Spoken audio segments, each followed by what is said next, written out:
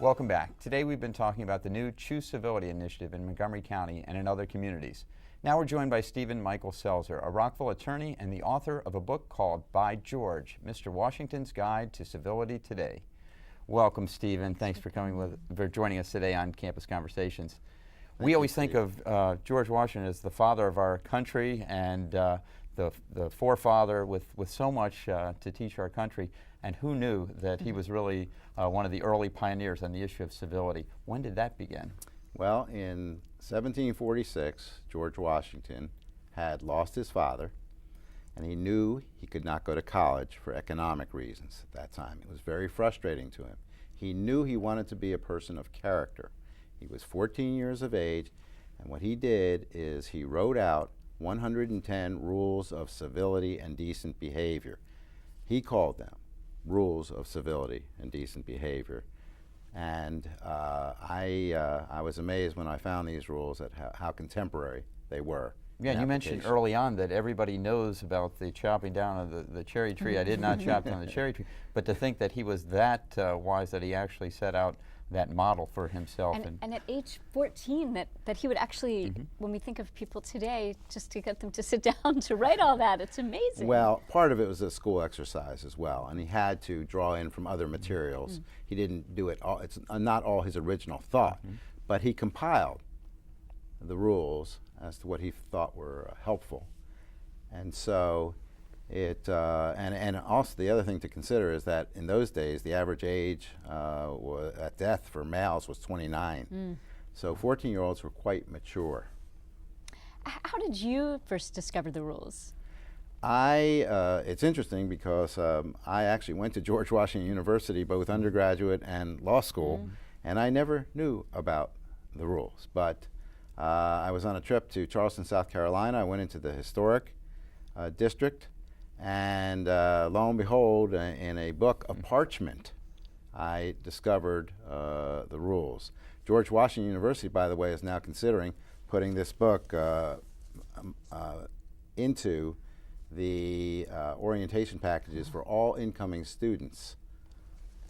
I think that would be a good start for any student there. And we got a lot out of the book and taking a look. And we're not going to have time to go through 110 rules, but we would really like to hear some of those that you think really stand out. I have one or two that were particular favorites for me, but what are some of those lasting rules that you've sort of given your modernized interpretation to that everybody can live by? Well, I think his most important rule, and he obviously did too, is Rule 1, which says every action done in company ought to be done with some sign of respect to those that are present.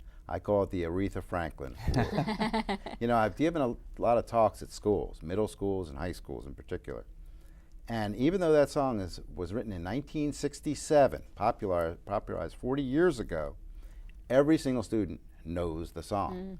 Now, why would that be? There aren't many songs 40 years old that they would know. And I think it's because self-respect and respect for others is at the hub of civility. Well, since you're talking to students, I have to ask you about rule number 6, which is the one about sleeping not when others speak, as in sleeping in the back of class. Talk a little bit about rule number 6, if you can. Yes, well, this is actually, it refers back to Rule 1, respect. And we, many of us remember, I think, when we went to school, we would try to dodge to the back of the class if we could, and so on. It was a very immature, ridiculous thing to do. In fact, now as a practicing attorney, I have people attend various kinds of classes, anger management classes and that sort of thing. And I always say to them, you ought to sit in the front row. That's where you hear best, you see best, and it's most respectful to the teacher. See, it's a sign of respect to be attentive to others. I think in the earlier segment, Lon talked about and Esther talked about awareness of others. And that's what civility is about, because when you're aware, you can be empathetic. Empathy is key to civil behavior, because if you are self-absorbed, if you think you're living in the world by yourself, you are going to be very inconsiderate to others, even inadvertently. Steve, I want to jump you ahead to one of my favorite rules where you wrote, Superfluous compliments and all affection of ceremony are to be avoided, yet where due, they are not to be neglected. Now that's Old English speak, that's George's speak. What was he trying to say to us today? Yeah, I think he was saying that, you know, while it's nice to spare the feelings of others and be diplomatic, you should be sincere. You should be genuine in your comments. And you don't have to butter people up or kiss up all the time. We see so much of that, it's actually sickening to some of us. And people much prefer, just tell me the truth, just tell it the way it is. But you try to say it in a respectful way. You know, you say it nicely.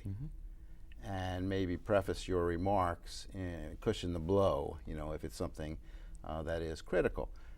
You can constructively criticize someone, but do it in a discreet fashion. Well, that's my little segue. In the most respectful way I can ask this. You are an attorney. You present these rules to attorneys, and sometimes in our civilization, attorneys have quite the opposite reputation as being a little less than civil. Help us with the disconnect. Well, we as in other professions, do have a problem. Society has a problem with lack of civility, as we've been discussing. And certainly in the legal profession is no exception with regard to that. But, for instance, we actually saw fit to pass a code of civility for lawyers, for the Montgomery County Bar Association. I was on the committee, and Judge James McAuliffe headed the committee. And we came up with not only a code, but it discusses you know, some things that we in our profession should abide by. And when this was done, it's all on one page.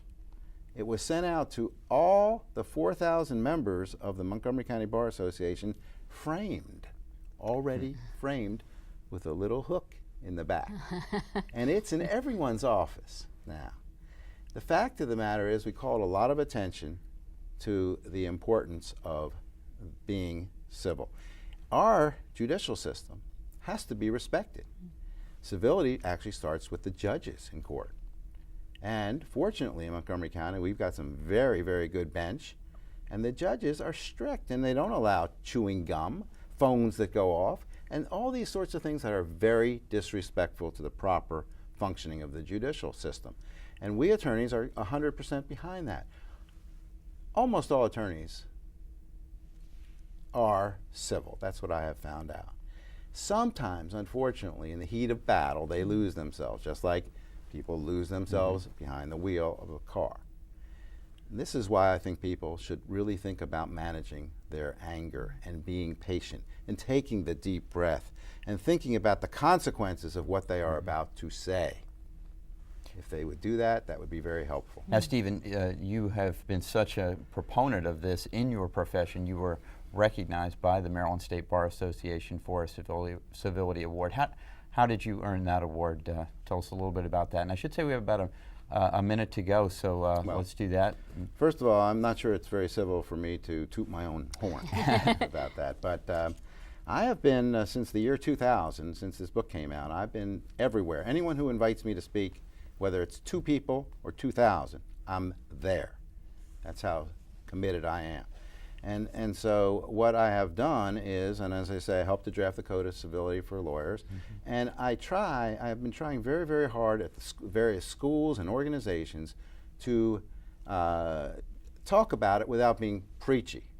But I really think that we need more people to be doing that, being out there and talking about the importance of it. And one of the least civil things you can do is to cut somebody off, but I have to do it. This is television. Stephen, thank you so much for being with us. We're going to put information about your book, and we really appreciate having you.